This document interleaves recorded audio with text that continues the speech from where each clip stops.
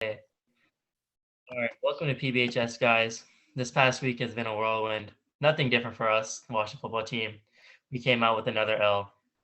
Mr. Ellis got a break from watching his team disappoint him. Rashad was able to see his team get stomped out. And yeah, nothing new for AJ. And Mr. Woodward, he got to talk his trash to the Jets. And yeah, that was my weekly wrap up for the Washington football team. Not a great week for us, but Rashad, you didn't have that good of a week either. No, that's very true. We didn't have a great week. I mean, this team has to get better defensively, no question. Mainly two things, pass defense and tackling, especially. Our team has so many missed tackles, especially, Patrick Queen, who's, has like at least 10 missed tackles this year. It's insane. But Joe Burrow absolutely lit up our defense, throwing for over 400 yards. And Jamar Chase looked amazing. And he solidified that offensive rookie of the year, no doubt. But this defense has to play better. And there's also one thing I'm also really concerned about is the run game. The run game has to get established somehow. Lamar is accounting for all of our rushing yards, but if you look back at the stats for like last week, Lamar accounted for all the rushing yards, and then Devontae Freeman, Le'Veon Bell just accounted for like nothing, like basically nothing. I mean, Greg Roman is going to have to get something going with these running backs, especially with the absence of Gus and JK. But I do think that since this bye week is here, help is on the way. Nick Boyle, Derek Wolf, Sammy Watkins, and a couple of defensive players are coming back. So I do have high hopes for this team coming out of the bye. Look at the Seahawks game. Is there anything else I have to say? I mean, like God said, like literally, like that's what you expect. DK had a nice 84-yard touchdown. I'm not gonna lie, it was nice, but Jameis Winston and the Saints. It's Jameis Winston at the end of the day. Goodness gracious. Well, I got the Pats who put it to the Jets yet again, which is what pretty much everybody in the league is doing this year, except the Jets did manage to get that one surprising win. But the Pats, they scored a point for every player on that Jets roster, plus a little bonus point for Robert Saleh, just to tell him thanks for showing up each week to let the Pats take the victory. We'll see what happens this week, though. Much tougher challenge. All Well, right. fellas, I'm going to. My fault for cutting you off, Mr. Ellis. You can go ahead. Oh, okay. Well, sorry for cutting off your wrap up for the Steelers, but luckily you guys are first in the chopping block for games. So we have the Steelers versus the Clowns. So last week was a good game for the Browns. They played a depleted team. I don't believe it should have been that close, but the Browns are heavy on the injuries. They've lost both running back. Primo is still on the IR, and Baker Mayfield is still not healthy. I'm not sure how his shoulder is going to hold up.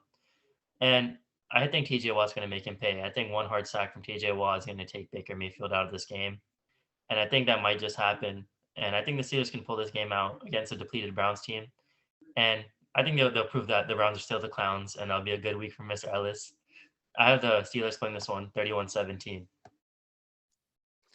Yeah, I mean, this is a huge divisional matchup. So, I mean, it's going to be a really good game. The Steelers have been playing some good football, especially on the defensive side, but the Browns defense will win them this game.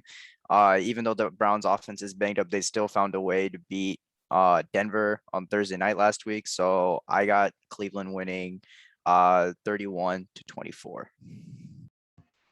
Yeah, looking at this game, with the Browns and with the Browns and Broncos playing on Thursday. Who was that running back? Like that was just the one thing. Like who was he? Like where did he come from for him to just explode like that? Just like who was he? Like I've never heard his name. But I just feel that he's definitely that he's gonna pop off this game. So I have the Browns winning this one, score of 34-21. This one's interesting because of, Baker Mayfield's injury and, with the way that the Steelers are playing a little bit better. I mean, this is, 3-3 against 4-3, and it's despite everything that's happened to the Steelers and despite kind of the way that they've looked. I think in this game, I kind of like the Steelers in this game. I feel like the Steelers in this one are going to find a way to win. I don't know exactly how far Ben Roethlisberger can throw the ball. I don't know how accurate he can throw the ball, but I feel like when I saw Mike Tomlin the other day talk about USC, and don't ask me about the USC job, the players on the Steelers said, that's right. That's our coach. He's got one of the best jobs in the world. We have some of the best jobs in the world. They're going to go out there and they are going to take it to the Browns. I think the Steelers this week, I think they're going to win this one 23-17. Don't ask me about USC.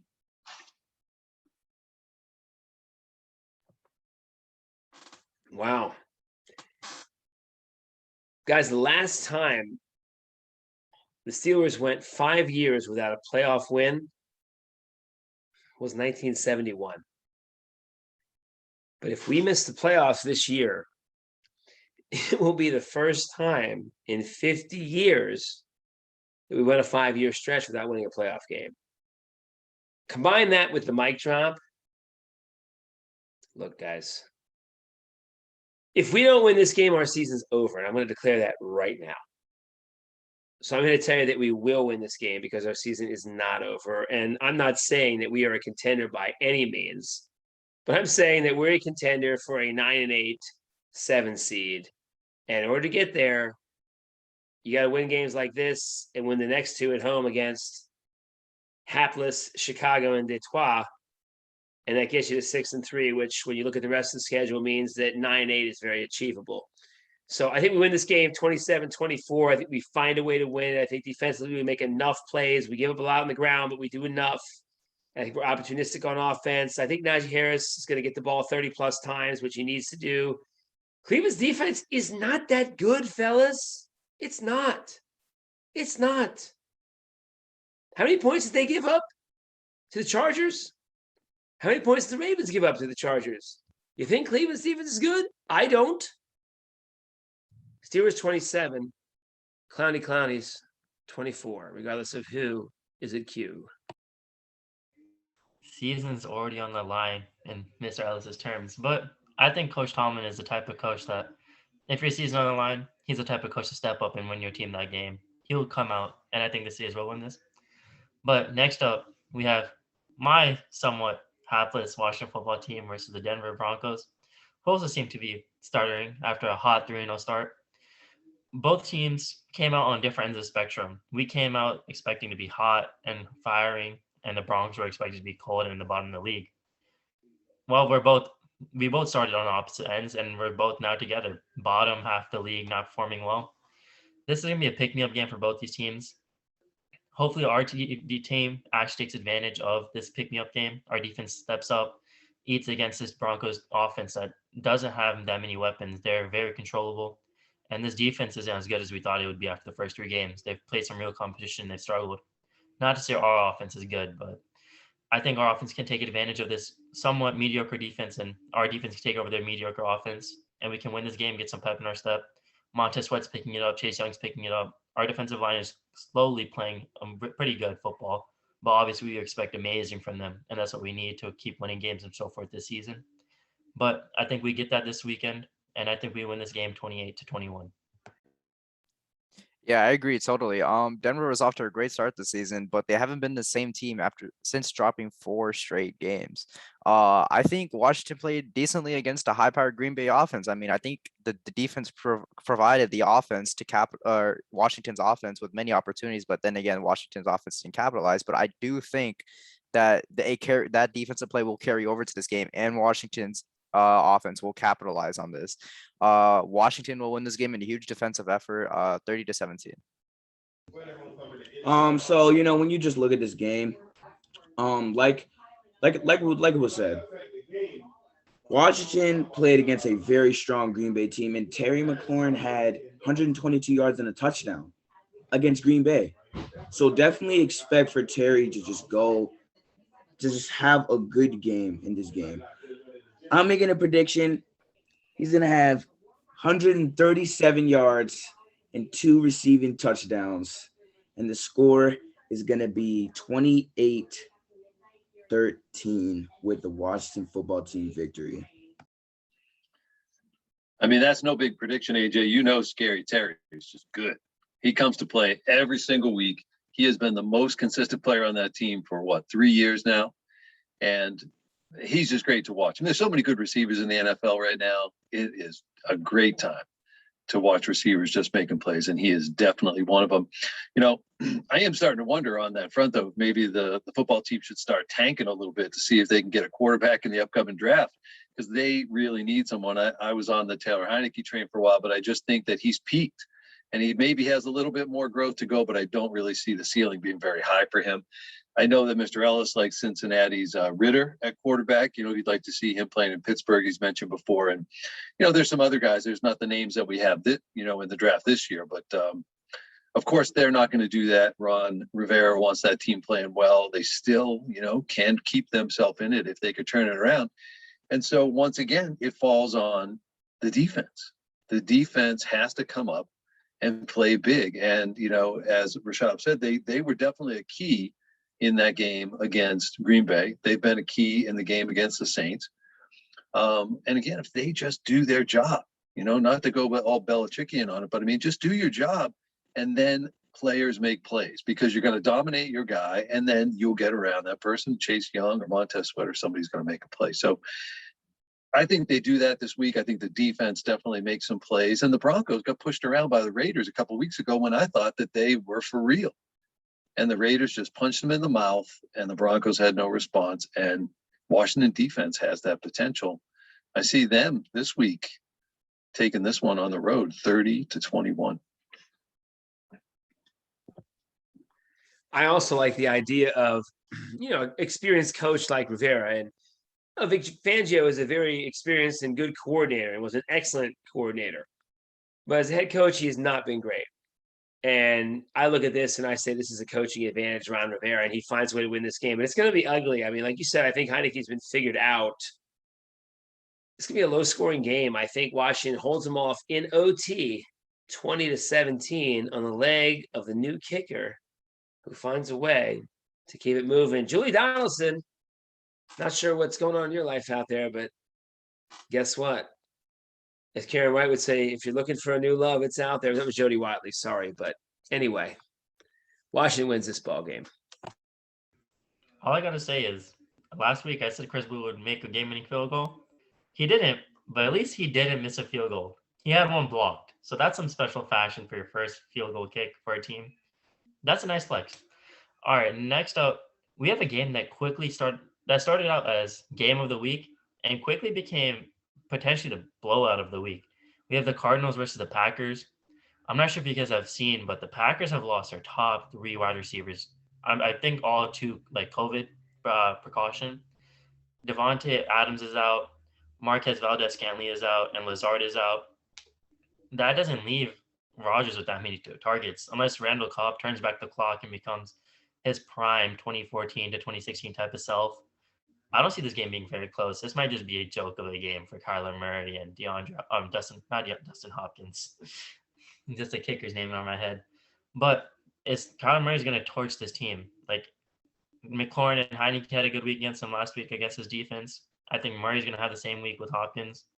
And this game isn't going to be that close. I have this one being 28-7. Yeah, like Ungod said, the losses of Devontae, MVS, and Lazard will leave A-Rod to have to make do with what he has. I mean, I can see Green Bay relying heavily on the run game with Jones and Dillon this game, but the Cards also just most recently lost JJ Watt too, but I think they'll just be just fine this game for the Cards defense. Staying in sole possession of the NFC, the Cards win 33-24. Look at this game. Just like Angad said, this is going to just be a walkthrough. Kyler Murray is literally going to torch the Packers defense. Literally going to torch. Just expect this. This is going to be a fun game, in my opinion. It's also going to be a blowout city. I got the score being 34-10. Well, sticking on the Jody Watley front, you know, Aaron Rodgers is going to be looking for a new love here in the form of a new wide receiver to catch some passes for him. And he gets it done. You know, he's one of the best quarterbacks in the NFL still, MVP last year. Probably, you know, top 15 or 20 all time. And so they're going to score some points. But Kyler Murray, has still got the guys to get the ball to. And that defense in Arizona, JJ Watt's out, I'm pretty sure he's gone for the year is what I heard today, surgery. And that's too bad. I did like seeing JJ Watt there. I like when a guy has a chance for a opportunity to kind of make not a comeback for him, but, to have kind of a second part to his career, especially with Houston just being an absolute mess. But, one shocker for everybody here is that both of these teams have statistically top 10 defenses. Yet I have the Cards winning this one 38-24. That doesn't sound like top 10 defense numbers, but I look for DeAndre Hopkins to have a big game in this one. I think that it's going to be a great, great night in the desert, and they are fired up for it in there. I was watching some stuff earlier tonight. They said that it was the highways were already jammed at like 2:00 in the afternoon Arizona time. So you might like what Aaron Rodgers is going to be able to put together to get some numbers for himself, but it won't be enough. 38-24 Cards.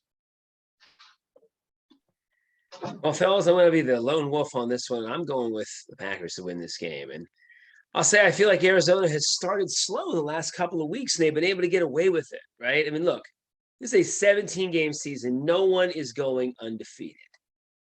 And I think there's just those nights like you saw in Baltimore last week where, it was all the Ravens' favor to blow out the Bengals. I called blowout city. It was wholly wrong, but that's not new. But when it gets down to it, I think that Green Bay wins this game. I think Aaron Rodgers just finds a way to just will it. And I think the Cardinals are due to have just a kind of a game off. I still think they score 31 points, but I think Green Bay scores 38 on this Cardinals defense that has lost a leader. And although Watt was relatively ineffective, he still was the leader of the defense. He's out.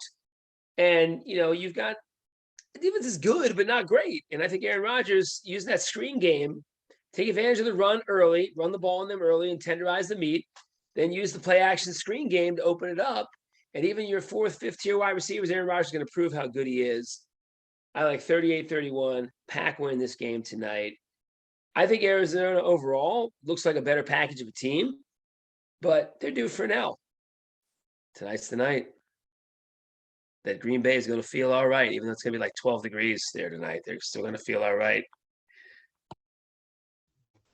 All right, up next, we got the Pats versus the Chargers. Last week was a really good week for Mr. Woodward. He got to add on to his favorite joke of making fun of the Jets. And wow, that game was a laugher. 54-13, I believe. As Mr. Woodward said, 1 point for almost everyone on the whole roster. That doesn't happen very often in the NFL. That's a college level number. But I don't think that's going to be this week. I feel like the Chargers are mad after getting stopped by the Ravens, like I believe 2 weeks ago, yeah. And they're just looking to beat up on teams now. I don't think they'll beat up on the Patriots that much, but I think this game won't be too close. I think the Chargers will win this out, but it'll be a good measuring stick for the Patriots. As we saw, the Patriots are growing. I said this a few other episodes ago. This team is going to be constantly changing. They'll be better than the team they were last month. And the Jets game showed that. Week 2, they beat the Jets 25-6. Week 7, they beat them 54-13 or 51-13. That shows a lot of progress as a team. And this will be a measuring stick. They're definitely going to lose this game. Sorry, Mr. Woodward. But this will show this is a measuring stick where how they compete against teams that are actually in contention for the playoffs and the Super Bowl. But I have them losing this game 31-20. Yeah, the Chargers are gonna pick themselves back up against a developing New England team. But like Angad said, this still, I think by the end of the season, New England is going to be way, way stronger than they started. But going against Justin Herbert and them coming off a bye week, I think they're well rested. I think they're ready to get back at it, especially after dropping one to the Ravens and, having the bye. I think the Chargers will be coming out guns blazing. They're going to be charged up. Herbert's going to toss for 3 TDs and 250 yards. So give me the Chargers 24-14. Chargers got held to 6 points against the Ravens. Well, it's the Ravens, and they're playing the Patriots. Okay, and the Patriots literally just played the Jets. All right, so Patriots are most definitely in for a rude awakening with this Chargers team. Justin Herbert's going to be high. He's going to go off. I most definitely have the Cardinals winning this one 28-21. All right, folks. So the Pats are heading out to California. So, on God, give them a little wave when you see them pulling through the neighborhood there, a little profit on the burning shore. So I think what we're going to see here, folks, is, Belichick and the other leaders on that team, that 54 points, that was a confidence builder for sure. But that is way in the past. Like that confidence builder, I think, is there, but I don't think this team is going to be in a situation where they're overconfident because they know where they're going. They know who they're playing. Justin Herbert in the offense, which was slowed in that, that beatdown that they got, they had a bye. So they have time to get their offense back together. And the Patriots have won their winnable games. I mean, they got 3 wins, Houston and 2 against the Jets. So I am aware that those are not strong wins, but you got to win your winnable games. And they've been in every loss this year. And, that Dallas game, the game against the Dolphins, they should have won. They, probably should have beaten, Tom Brady when he came back to New England. But, they weren't really in the Saints game quite as well. And the Chargers, interestingly enough, have given up more points than they've scored. We talk about Justin Herbert, but they've given up more points than they've scored. And I think the Pats are rounded into form. And I am aware I am 100% a homer. There's no doubt about it. But I like the way that they're playing right now. So I'm going to go on that ride. I'm going to take that ride, and I'm going to go all the way with the Pats. 31, Bolts 27. Fellas, if just for 1 week I cannot pick last, it would be awesome because I would have liked to have been the spoiler pick here. But what am I going to have to change now? Wow. Yeah, I mean, I know homers, but no. The Chargers are overrated. They are. I think it was proven in this game. Like, they gave Herbert the underneath routes, and he got impatient, right? Was that what happened? So you think that Bill doesn't know what to do now? You think the blueprint wasn't laid out? I'm going to have a weird score here, but I think there's going to be a little bit of a slide for the Chargers. They'll bounce back, but I think you're going to have coaching 101 like you had in the last game. You're going to have coaching 101 again this week. I think Harbaugh absolutely outcoached him last week, and I think he's going to get schooled again by Belichick. Check. I like 21-16 Patriots pulling it out. I had a stunner ready. I can't say a stunner anymore because the stunner already called the stunner, so I'll just say yeah. Well played, sir. I'll make sure to drive out to SoFi Stadium and give the Patriots some good luck on Sunday. I got you, Mr. Woodward. All right, up next, we got AJ Seahawks versus the Jags. There's no better time than this to play the Jaguars. I think they've dropped 2 consecutive primetime games in pretty embarrassing fashion to teams I believe they should have beat. They shouldn't have lost to the Steelers. They definitely could have beat the Saints. I think they just shoot themselves in the foot. But the Jags are not a good team. I think this should be an easy game for them. Hopefully, Geno Smith can get it going. I hope Chris Carson gets it going for my fantasy's sake. I need that man to start performing again. I don't know what happened, AJ. You got to let me know what's up with Chris Carson. My fantasy team needs help on that aspect. But besides that, this should be a pretty easy run of a game. Trevor Lawrence isn't balling out like we thought he would. He's struggling with Urban Meyer. Urban Meyer is not cut out for the NFL. I'm surprised he still has his job. I'm pretty sure the team doesn't even like him. They make fun of him. If you've seen the videos of practices after his scandal, they clowned him literally at practice. I have the Seahawks winning this game and to pick me up 21-7. Yeah, I mean, the Seattle team has been putting up a good fight ever since Russ has left with the finger injury, but they found themselves being 2-5. But the Jags, however, are going up to Seattle, inexperienced QB or young QB, I should say, and inexperienced coach in the NFL coming into Seattle. Seattle's going to advance 3 or 5 easily, score 23-10.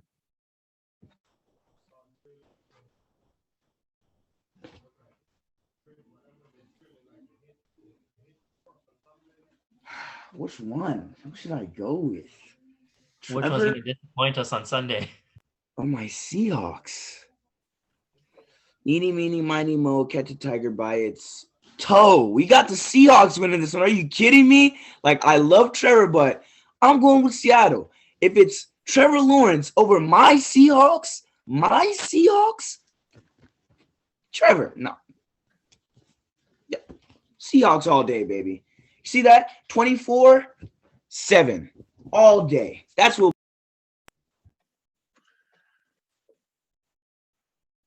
AJ, that may have been one of my favorite picks of the year. That was outstanding. The I'm sure by the way, as soon as we finish this broadcast, you'll be going over and dusting off that Trevor Lawrence jersey. I'm sorry about that. Sorry about that, Trevor. This is a weird game for sure. You know, it's a tough one to pick. The Hawks have actually played surprisingly well and close without Russell Wilson. So, you know, kudos to Geno Smith, who I have to admit, I didn't even know he was in the league anymore.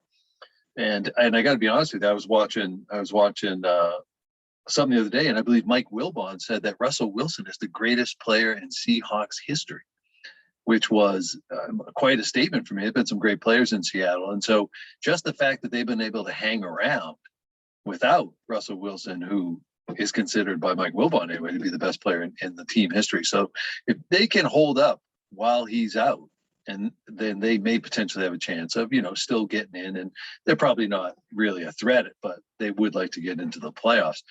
I think at home they should get a boost from the 12th man, as they always do, and that should be enough to take down the Jags, who you guys just expressed they're not a good team. They're definitely outmatched, outcoached. Hawks are going to take this one in a bizarre score for me, 19-13. Outmatched, outcoached. That sounds like the greatest Seahawk of all time, Jim Zorn, right? Quarterback. Remember when he coached in Washington? That was an interesting time. You know? Totally out of his league, but a great quarterback. Great quarterback. He was. I mean, he was a scrapper out there. You know, Lefty on the. Why you gotta love him? Why you gotta love him? Yeah, this game's blowout. See, 35-10. Hawks get right game for him. Everybody's got to have the get right game. Hopefully, we have us against Detroit. Please, Detroit, win this week, because we do not want to face you with 0 wins. That would just be that could be a Heinz Field travesty in the making. I respect the commitment from Asia. I've never seen someone buy a college football jersey. That is a different level of commitment.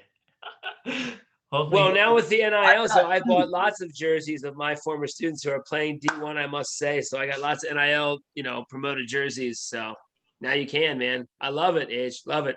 I've got these young men. 2 of them. These young men. Yes. Promote them. Buy their jerseys. Make the money for them. They need it. They deserve it. They're working hard. Yes, sir. All right. So next up, we have the Cowboys versus the Vikings.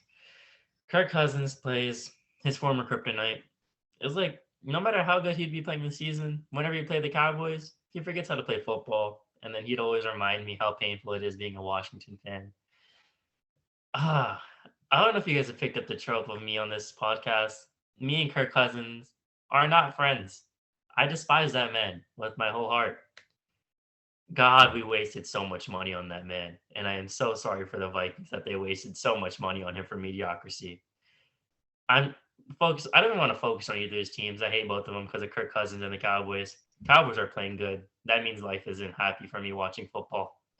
I have the Cowboys winning this game pretty handedly, 31-7. Oh man, Onga just hates Kirk Cousins. It's just blatant. He just completely hates Kirk Cousins. You hate his guts, man. It's actually really crazy. But you like that moment for us. After that, downhill. anyways, the Vikings are really well rested coming into this one home at Sunday night. So I wouldn't completely undermine the Cowboys, who have won 5 straight actually. But while Dak isn't completely healthy, the Cowboys do gain Lyle Collins and one of the top receivers in Michael Gallup. But Minnesota will have their hands full, but I think it'll be a close one where Dallas pulls it out 33-28. Already, I'm going to see Coach Nee, frowning, then smiling, and then he'll just force on the Cowboys hat. It's the Vikings. Come on, man. It's Kirk Cousins. You like that? Like, come on. No, we don't like that. Sit down, please. It's just gonna be a walkthrough for the Cowboys. I mean, Dak, they're definitely. I like how the Cowboys eased them back into playing and not just like throw them out with, run some options. Like QB draws, just throwing them out there. Not like how with Indiana. Like I'm gonna transition to basketball. How with Indiana, how they just threw the team right back on Victor Oladipo right when he came back from rupturing his knee. I like how the Cowboys eased him back in. That's if you want your players to really prosper and grow and get better. And after they come off of an injury, you can't just force the whole offense. You got to ease them back into things. And that's what the Cowboys have done. And that's why that's why they're playing the way they're playing. And that's why they're just going to absolutely just crush the Vikings. I got a 31-3. They're not, I just don't think they're going to score 31-3. Yeah. Mr. Woodward, raise your eyebrows. Wow. 33. Wow. The Vikings have been scoring. That's part of the reason that one surprises me. So that's an interesting pick. Both teams are coming in off a bye, which is interesting to me as well. So, I mean, that should factor into this being a better game than that, I think. It's also in Minnesota, so I think that'll play into it. Dallas clearly showed they can go into a hostile place, and win as they did in New England. That was impressive. And that definitely gave me a sense that the Cowboys are better than I thought they were. And Dak is worth everything they're paying him, man. He's absolutely playing at elite level right now, but he's got a bit of a calf injury, and I don't know if there's any relationship. I don't even know if it's the same leg, but that's something that's just a little bit of worry for the Cowboy fans. And Kirk Cousins, he's got 13 TDs to only 3 picks, and I think he plays well early season, as you said. And I know, God, I hate to even say his name because I definitely appreciate where you're coming from. I know that some players just get under your skin, and but with Dalvin Cook, Justin Jefferson, Adam Thielen, I mean, that's tough for Dallas to handle. And even though Dallas, they make some big plays, they get some picks, that defense can rise to the occasion as they did against the Patriots before they then dropped the ball and gave up a big play right after it. To me, that means that this game is a lot tighter than it's going to be. And I'll go with an early season Vikings team, but never a late season Vikings team, never a late season Kirk Cousins. But right here in the middle, I got it. I got the Vikings winning this one 34-31.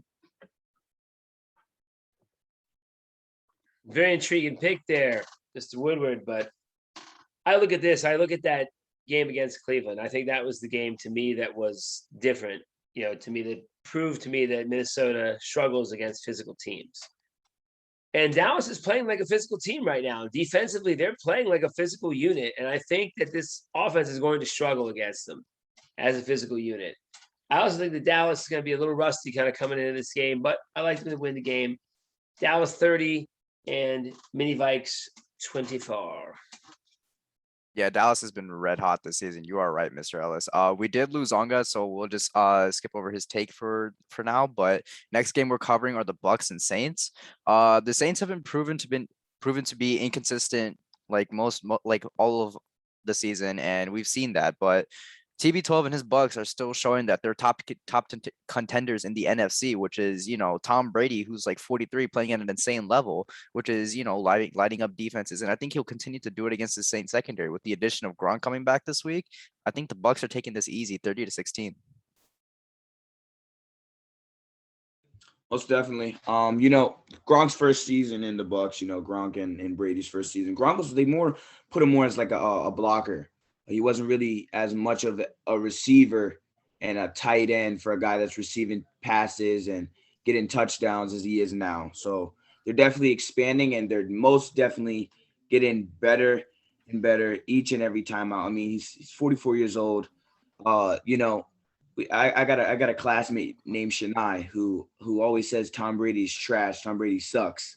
And Mr. Woodward kind of just like sits down. So in honor of Tom Brady, I put my phone in slot 12 because I got TB12 and the Bucks winning this game against Jameis Winston, the guy that has the best vision in NFL history. He reads the blitzes, he reads defenses, he the greatest vision just ever.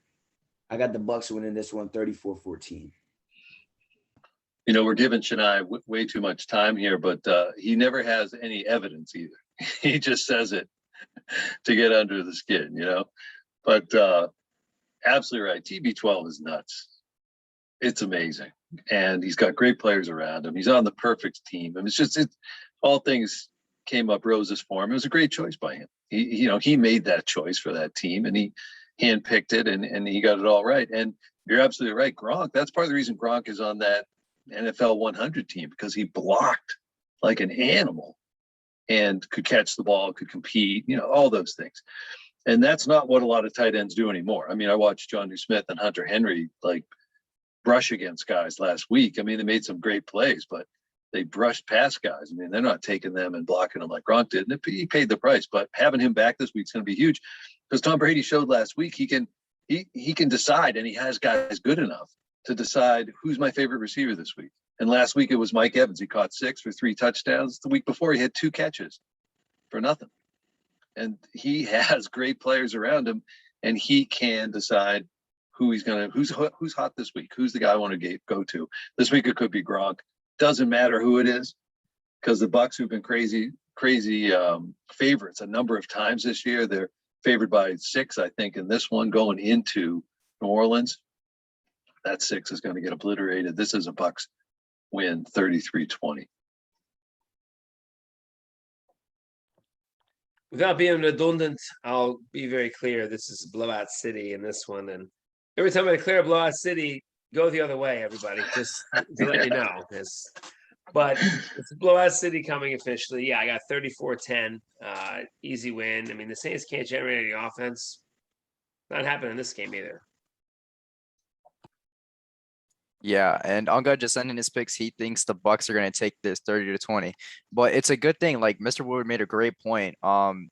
You know, Tom Brady chooses who he wants to pick. Like he has a person who decides to go off every week, whether it be AB, Godwin, Mike Evans, or even the running backs at that point. You know, that's the great thing about this Tampa Bay offense. Like they always have that one component that just decides to go off each week, and it doesn't even have to be the same player, which is, you know, amazing. And still why they're a top contender, which is amazing. It's interesting, you know, just one more point on Tampa, that because, you know, last year Tampa's defense is what won them the Super Bowl in the end, and their defense hasn't even been that spectacular this year. So they could always go off at any week, which is why they are, as you say, probably top of that list for contenders, if not, you know, top 2 or 3. Yeah, 100%. I mean, Bucks still up there competing with the Cards for the NFC. That's my personal take for who comes down to the NFC, the Cards or the Bucks. But that's been week 8, guys. It's going to be a great week. A lot of good football is going to be played, and we'll see you guys back for week 9. Y'all take it easy, everyone. I'm Rashad. We had Mr. Woodward, AJ, and Mr. Ellis, and I'm good. Take it easy. Take it easy, everybody. Open up. We're climbing into this playoff race, ladies and gentlemen. Black and gold. We'll see if we can do it this week. That's